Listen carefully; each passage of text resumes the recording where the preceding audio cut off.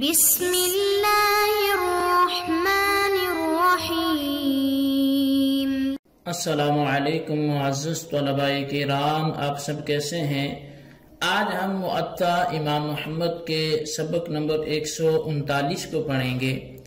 آج کے ہمارے سبق کا عنوان ہے قربانی کے جانور پر سوار ہونے کا بیان۔ آج کے ہمارے سبق میں ہم اس حوالے سے پڑھیں گے، قربانی کا جانور تھا، اب اس پر کوئی حاجی سوار ہوتا ہے یا ویسے بھی قربانی کا جانور ہے اور اس پر سواری اختیار کی جاتی ہے۔ جیسے اونٹ ہے تو عموماً اونٹ پہ سواری تو کی جاتی ہے، تو بلکہ خشکی صحراؤں کیسے جہاز بولا جاتا ہے، تو اس لحاظ سے اگر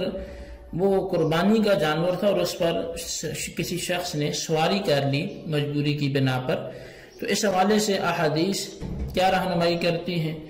اور پھر ائمہ کرام کے درمیان اختلاف وہ کیا کہتا ہے، اور پھر اس میں جو احناف کا جو بین اور ظاہر مذہب ہے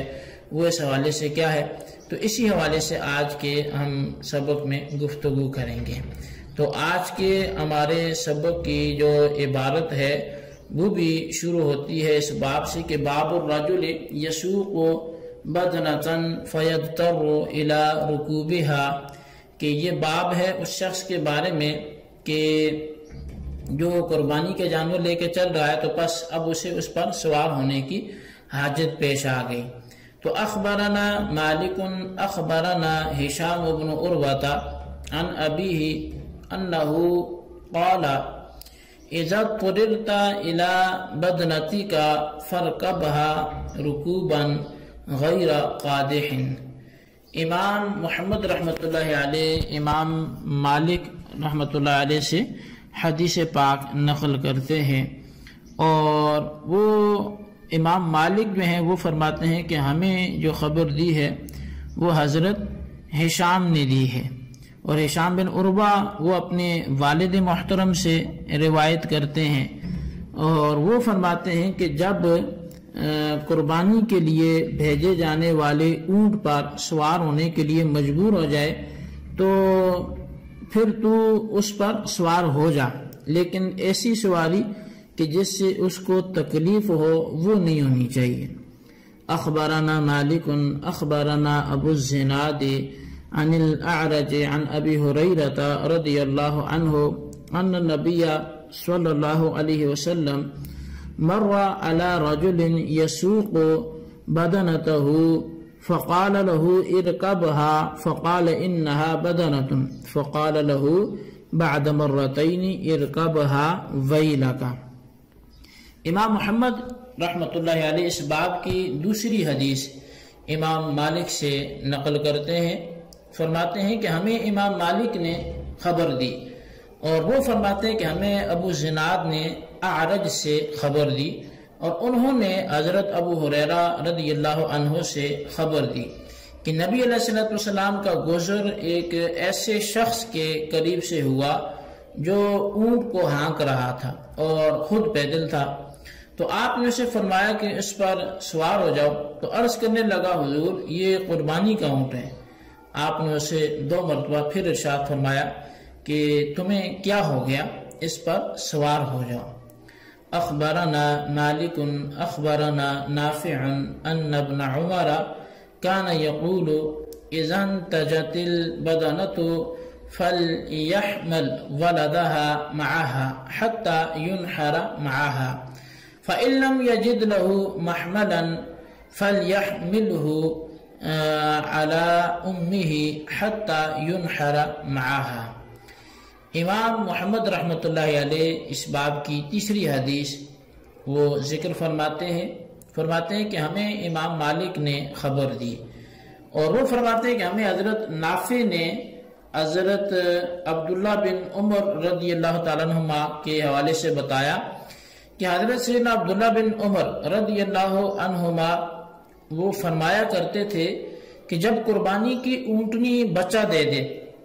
تو اسے بھی اس اونٹنی کے ساتھ رکھنا چاہیے، یہاں تک کہ اونٹنی کے ساتھ ذبح کر دیا جائے اور اگر اس بچے کے لیے کوئی اٹھانے کی چیز میسر نہ آئے تو اسے اس کی ماں پر ہی لادا جائے، یہاں تک کہ وہ بھی اس کے ساتھ ذبح کر دیا جائے۔ اخبرنا مالک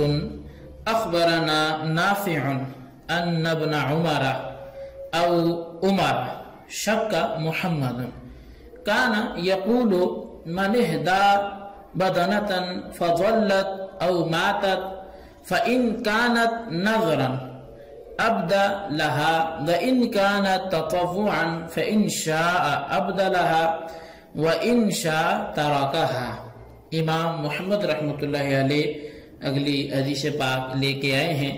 اور وہ اس حدیث پاک کو امام مالک رضی اللہ عنہ سے روایت کرتے ہیں، اور امام مالک فرماتے ہیں کہ ہمیں حضرت نافع نے بتایا کہ حضرت عبداللہ بن عمر رضی اللہ عنہما یا پھر خود حضرت عمر رضی اللہ عنہ، یعنی اس میں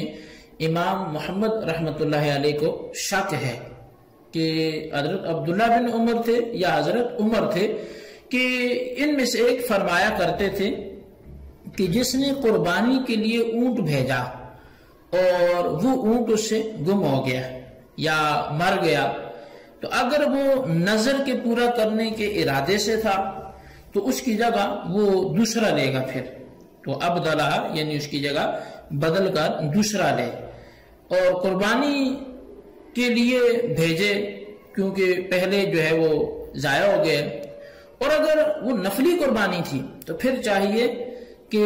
تو اور لے لے اور چاہے تو نہ لے لے، یعنی کہ اب تو چاہے تو پھر اس کے بدلے میں دوسرا بھی لے اور چاہے تو پھر دوسرا نہ لے، دونوں ہی کام درست ہیں، اختیار تجھے ہیں۔ قال محمد وبهذا نأخذ ومن اضطر إلى ركوب بدنته فليركبها فإن نقصها بذلك شيئا تصدق بما نقصها وهو قول أبي حنيفة رحمة الله عليه۔ امام محمد رحمۃ اللہ علیہ آپ فرماتے ہیں کہ احادیث تو ذکر ہوگی، اب مذہب احناف کو ذکر کریں گے، اپنا نظریہ بیان کریں گے، امام اعظم کا جو اسی پر تائید کے طور پہ قول ہے وہ بھی پیش کریں گے۔ تو فرماتے ہیں کہ ہمارا اسی پر عمل ہے، یعنی احناف کا اسی پر عمل ہے، اور جو شخص اونٹ یعنی جو قربانی کے لیے اونٹ تھا اس پر سوار ہونے کو مجبور ہو جائے، کوئی مسئلہ ایسا پیش آ گیا تو اسے سوار ہو جانا چاہیے، پھر اگر سوار ہونے سے کچھ اونٹ کا نقصان ہو جائے تو اس شخص کو پھر اس نقصان کے مطابق صدقہ بھی دینا چاہیے، اور امام اعظم امام ابو حنیفہ رحمۃ اللہ علیہ کا بھی یہی قول ہے۔ اچھا، یہاں تک آ کر جو احادیث تھی یا امام محمد کے اقوال تھے وہ مکمل ہوئے۔ اصل میں قربانی کے جانور پر سوار ہونے یا نہ ہونے کے متعلق جو ہے وہ مختلف مذاہب ہیں اور ائمہ کرام کے مختلف اقوال ہیں۔ اب اس حوالے سے علامہ بدر الدین عینی رحمۃ اللہ علیہ نے عمدۃ القاری شرح صحیح البخاری میں 5 قول نقل فرمائے ہیں، تو آپ جو ہے وہ اگر چاہیں تو عمدۃ القاری کی جو جلد نمبر 10 ہے تو اس سے آپ دیکھ سکتے ہیں، بالخصوص باب جو ہے وہ من تمتع بالعمرۃ الی الحج، تو اس باب میں آپ ان چیزوں کو، ان اقوال کو تفصیل سے ملاحظہ کر سکتے ہیں۔ حاصل کلام یہ ہے کہ قربانی کے جانور پر مطلقاً سوار ہونا جائز ہے، لیکن یہ امام احمد بن حنبل رضی اللہ عنہ اور بعض لوگوں کا مذہب ہے۔ اور دوسرا قول یہ کہ ضرورت کے بغیر سواری کرنا یہ بالکل بھی جائز نہیں ہے، لیکن یہ مذہب امام شافعی کا ہے اور امام اعظم امام ابو حنیفہ رضی اللہ عنہ کا بھی یہی مذہب ہے۔ تیسرا قول جو اس حوالے سے وہ یہ ہے کہ بغیر ضرورت سوار ہونا مکروہ ہے۔ اب اس کے قائل امام مالک رضی اللہ عنہ، اور ایک روایت جو ہے وہ امام شافعی رضی اللہ عنہ کی بھی یہی ہے۔ اور چوتھا یہ کہ بقدر ضرورت سواری جائز اور ضرورت پوری ہونے پر اترنا پھر لازم بھی ہے۔ یہ قول شیخ محی الدین ابن عربی رحمۃ اللہ علیہ کا ہے۔ اور 5واں اور آخری جو مذہب ہے وہ یہ ہے کہ قربانی کے جانور پر سواری کرنا لازم اور واجب ہے، یہ ظاہریہ کا مسلک ہے۔ اچھا، اب ان مذاہب اور مسالک میں سے امام اعظم اور امام شافعی کے مذہب و مسلک میں قوت ہے۔ اس کی وجہ یہ ہے کہ اس کی تائید مسلم شریف میں ایک حدیث ہے جس سے ہوتی ہے، اور وہ حدیث جو ہے حضرت ابو زبیر بیان کرتے ہیں کہ میں نے حضرت جابر رضی اللہ عنہ سے ہدی پر سوار ہونے کے بارے میں پوچھا۔ تو اب ہدی پر سوار ہونے کے بارے میں پوچھا تو انہوں نے جو جواب دیا وہ یہ فرمایا کہ میں نے نبی کریم صلی اللہ علیہ وسلم کی زبان اقدس سے، وہ فرماتے ہیں کہ میں نے سنا ہے کہ نبی علیہ السلام نے فرمایا معروف طریقے سے اس پر سوار ہو جاؤ، اور اس وقت تک سواری کرنا جائز ہے جب تک تمہیں کوئی اور سواری نہ ملے۔ تو لہٰذا معلوم ہوا کہ قربانی کے اونٹ پر بوقت ضرورت سوار ہونا یہ جائز ہے، اور ضرورت نہ ہو تو سوار نہیں ہونا چاہیے، اور یہی مسلک امام اعظم، امام ابو حنیفہ اور امام شافعی رضی اللہ تعالیٰ عنہما کا ہے۔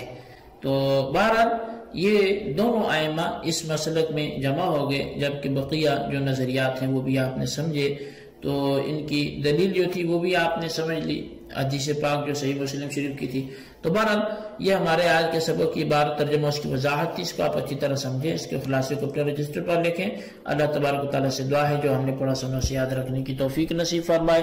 آمین بجاہ نبی الامین صلی اللہ علیہ وسلم۔